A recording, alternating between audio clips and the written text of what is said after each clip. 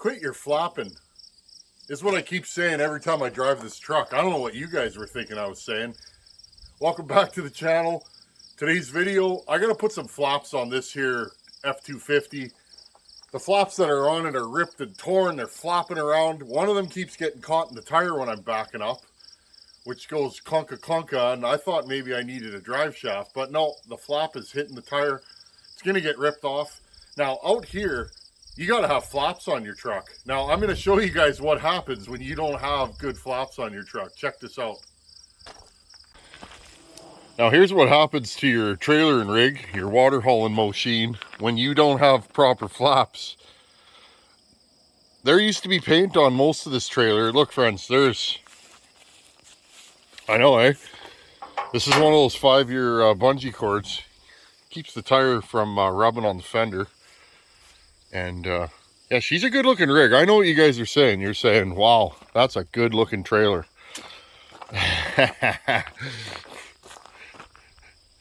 So anyhow, we gotta do something about this. But this thing's been getting just peppered with gravel its whole life. Oh, we got a speed hole there. You guys see that? A little speed hole action.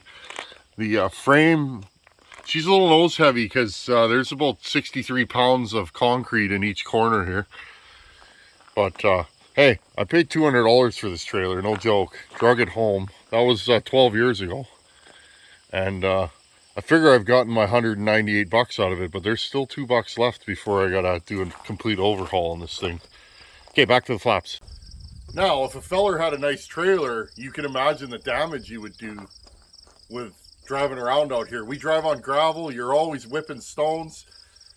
You hope that you're not the guy receiving the stones. There's times you're passing a truck and you're waiting for that golden BB, and once in a while, boom, and you break your windshield. Now, it's funny, friends, but knock on wood or knock on tailgate, I break windshields all the time. It never happens out here because everybody has big flaps. It usually happens when I'm in the city. I'll pass a gravel truck or something, then there comes the golden BB, and oh, I need another windshield. They need to start building a windshield that's quick release so you can just pull it out and put a new one in every 6 months.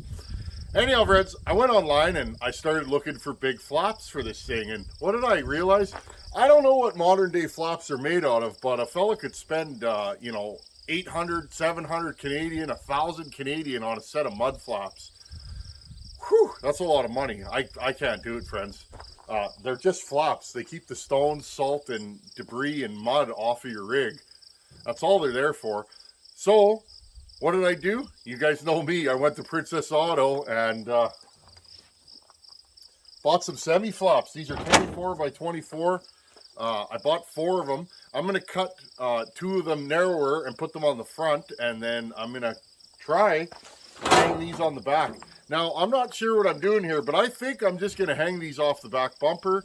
I'm not worried about keeping stuff off this bed. This bed's fairly rotten. She's got speed holes going on inside. There's all kinds of holes drilled in this for slip tanks. It's had a 5th wheel hitch in it, so there's holes for the mount. It still has the gooseneck. This bed's seen better days. It's not the most rotten bed I've ever seen. The bed on the 6.5 diesel was way worse than this, but friends, you guys know, I've mentioned it before, when the time is right, my brother and I are going to rip this bed off and we're going to flat deck this rig. A flat deck totally serves my lifestyle, or will meet the requirements, but for now, we're just going to run this thing stock. Okay, so let's take the old flaps off, and I got a couple of issues with this rig. Let's show you guys what's going on. Okay, I'll show you guys what's going on here. This one's like the only one that's in good shape. It's kind of melted. It's been hitting the exhaust pipe, and it actually covers the tire. Now you guys know I put bigger tires on this thing, so it mostly covers the tire. This one's in horrible shape. It's bent in. It's been catching the tire. Okay, and you can hear it. Now, I'm not sure what's going on here, but this factory running board, friends, I'm probably going to pull these off. I want step bars on here, though. I got stubby little legs, even though I'm a tall fella. But these actually help when my wife's getting in and out on that, and when we're pulling the baby in and out. It's nice, but they're they're completely worn out. So I might just take some bar and knurl up a piece of round bar and just weld my own steps for this thing. But anyhow, this thing here is just curled and twisted, but this is sticking out a little bit, so I'm not sure what we're going to do with that. I'm not sure why. It's not like these are adjustable. But I kind of like this. Ford has brackets. There's a bracket here and there and there. So it looks like 3 screws, and I'll be able to pull these things off. So I'm going to measure these factory flaps and kind of see how wide they are. I'd like a little more coverage, a little bit lower. It's kind of a fine line, Fred, especially with me. I'm going to sack this truck out a lot. So you don't want your flaps dragging on the ground, but I think we could drop these a little bit lower and have a little bit wider flap. So I went up and I kind of roughly measured the front. I'm going to have to cut these off here, but I think what I'm going to do for the front ones is kind of marked it with my finger. So I want to make the front ones say 14 inches wide. I want maximum coverage. Also, if you guys look at the side of the body here, I want them to stick out a little bit farther. Look, they don't cover. That's when you end up with a super dirty truck. And I'm also going to have to do something to keep them from getting into the tires. But we'll cross that bridge when we get to it. So these are 12 inches on here right now. I think I'm going to go with 14. So they're going to be more or less as far in as these are, but they're going to stick out a little bit farther. I took a pen and I marked out 14 inches. Okay, here and here. I'll just use this straight edge. Oh, it's kind of drooping down in the middle. This might work. Actually, yeah, this will work. We ain't getting fancy here, friends. We're just making stuff, right? I ain't fancy. That's for darn sure. Okay, I'm just gonna grab my knife here. Just want to get this thing ready for winter because I know what's coming, and it ain't gonna be good. Maybe we'll have a light winter this winter.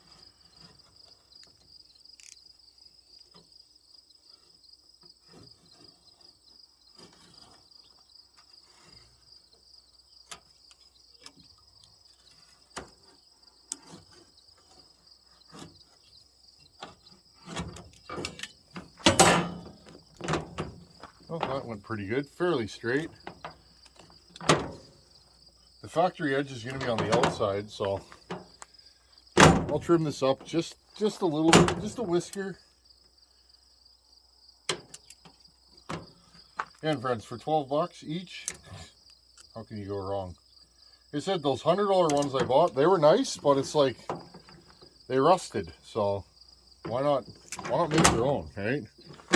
Okay, so we got that one there.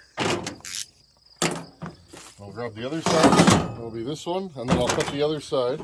I'll cut the other side this way, okay? So that the inside is actually the piece that you can't see. 14.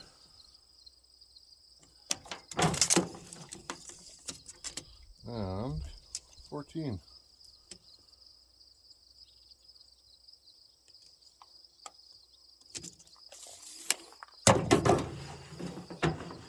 Sideways. Now we can clamp this together if we're getting real fancy, but like I said, we ain't fancy. Just want nice full tire coverage, keep the splash down, keep the snow out of the body and the salt off the body. That's the name of the game here. The back ones, I'd like to make them full width, but I don't know if they're gonna fit, so I'll have to rig up a bracket of some sort. Okay, there we go. That one cut nicer than the first one. Practice makes perfect. I'm just gonna mark it with a pen. Right there. I'm gonna try these. I bought these for work. Somebody was saying, try these, they're horrible.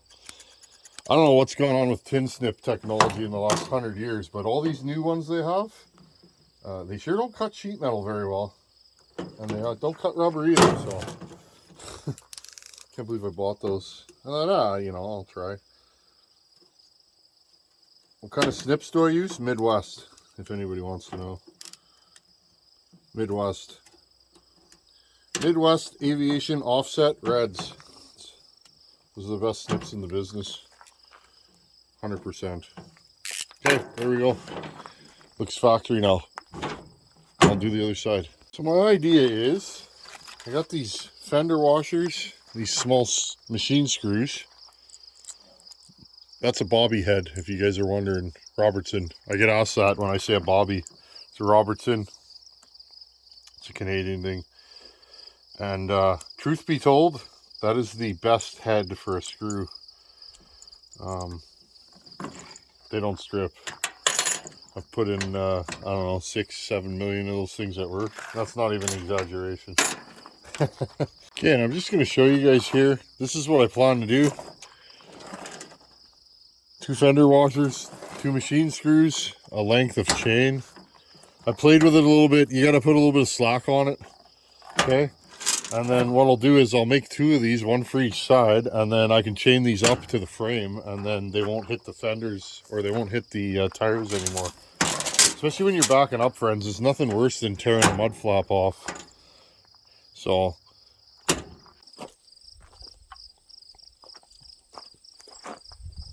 here's the passenger side flap. She's got some reflectors on her. It had a factory bracket. This bracket's just rotten. It's all bent and smashed. And of course, the driver's side came right off. I put my impact on there and shoom, out came the bolts. I was like, this is going to be easy. Well, nothing's easy in the rust belt up here. This one, I had to drill the stud out and it's seized into the factory mount. So I think we're going to go without these brackets. But here's the stock flaps. They're completely smashed and they were getting stuck in the tires all the time. So I'm going to rig a few things up here, grab a bunch of tools, probably more tools than I need, scatter them amongst my bed, and let's get some flaps happening on this thing. Okay, I've spread every tool that I own over the bench. It's very important that you do that so that you know where all your tools are, right? I made some new brackets just out of some scrap, probably from the dump. You guys know me, I like to go to the dump.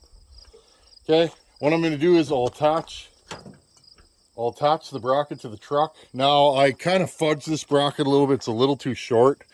The fenders are they're not exactly the same. I made 2 brackets and one side's a little longer than the other, but whatever, I'll shim it out. But I think I can use this factory seam here to get these things mounted. So I'll drill a couple of holes. In the center, I'm going to hang them with some self-tapping sheet metal screws through here, and I think we'll be good to go. Okay, I got the mounts put on here, loose. It's bolted to the fender, so most of the weight will be on that end. Now the key is you got to kind of just eyeball it. The old flaps were super crooked. I don't like that. It kind of bothers me. I used to work with a guy actually that we called Mudflap. And the reason why he was called Mudflap is every time he put a mud flap on, it was crooked. It's kind of the running joke, but yeah, his nickname was Mudflap. Poor guy. Anyhow, I'll get these all lined up and do it by eye. And once I get one mounted, then I'll just kind of, you know, do the other side and get them happening. Okay, I got the first one mounted with 1 screw. Paying attention to where there's actually metal on this here machine. Got the bracket in there. Now all I'm doing is holding it with a pair of vice grips, and that way I can kind of eyeball it. All I do, friends, I've put on a lot of mud flaps. Hopefully you guys can see. I just look down the side of the body and make sure it's up and down. The truck's kind of leaning slightly to the side, but they look fairly close. Maybe a little bit of, yeah, I'd say they're pretty straight with the body. So I'm going to leave them right there and get the screws put in, then I'll do the other side. Okay, here's the one side done. I'll throw a little paint on there when I'm all finished up and good to go. Again, just line it up with your body lines. Just eyeball it. Make sure they're straight up and down. They won't look funny when you're done. Now I'll jump over and do the other side. The other side will be easy. This side, the bolt strips, so I have to rig up some fasteners and She's on there solid. I use the factory holes. Hopefully I can do that on the other side. The other side's a little more rotten. But again, we're going to put fenders on this truck down the line. So this should be good for now. Okay, so I got both sides on. Now, if you guys look, these flaps are going to rub. That's where the chains come in, okay? I put these chains on, and I can adjust and pull the flap off of the tire, and then it'll never rub. Now, this is at full lock, okay? So we need to pull that chain slightly back, okay? Just like this. And that'll hold it out of the way. Okay, so all I want to do here is I'm going to chain these, and that way they'll sit straight, and I'll pull them slightly out of the way of the tire, and then they'll never hit. They won't be able to go forward and get caught by the tire. I counted the other side. 1, 2, 3, 4, 5, 6, 7 was the number on the other side.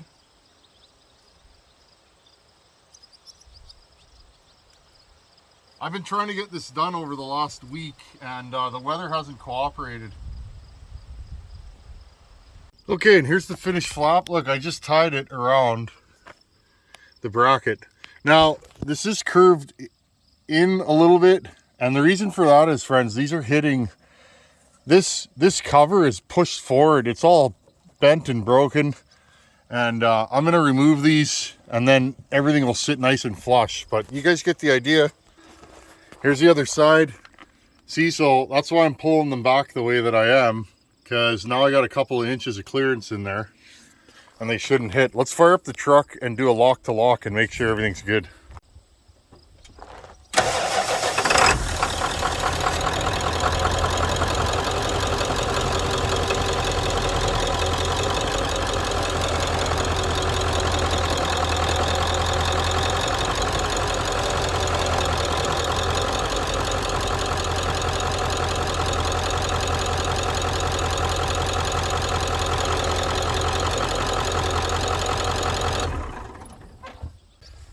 Okay, there's the finished mud flap. It's not going to rub. It's fairly straight up and down. Got the chains on there. Now, friends, I may readjust these chains, but I don't want to go drilling holes in the body unless I have to. And I'm probably replacing these steps because they're not safe. So I'm going to leave those chains long like that, just kind of drooping down, and we'll go from there. That's why I made them so long. I'll show you guys the other side. Okay, here's the other side. This will help keep the dirt and debris off there this winter. And full coverage on the tire, so it should this should work out quite well.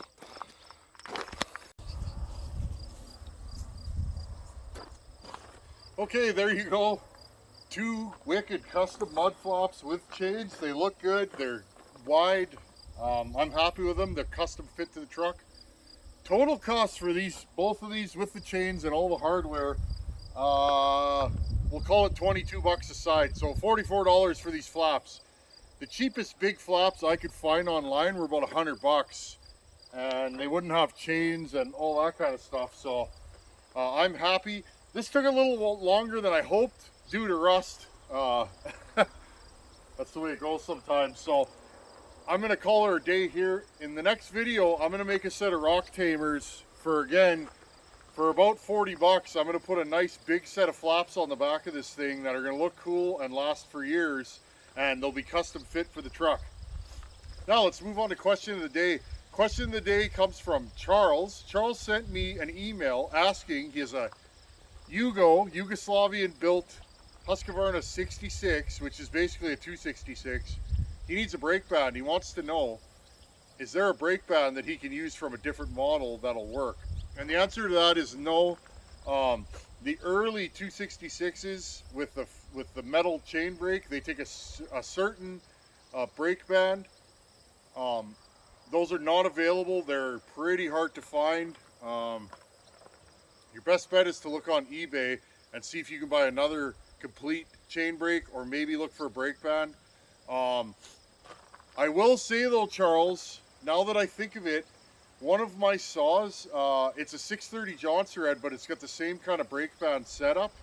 I used a Husqvarna 55 Rancher brake band drilled it out, and I riveted the top piece from the 266 to the 55 brake band, bolted it all together, and it does work. It does stop the chain when it goes forward. That setup's been like that for years, and it's lasted. So you can do it, but it does take some fitting and bending and shaping. Anyhow, everybody, thanks for hanging out, and again, work on your stuff.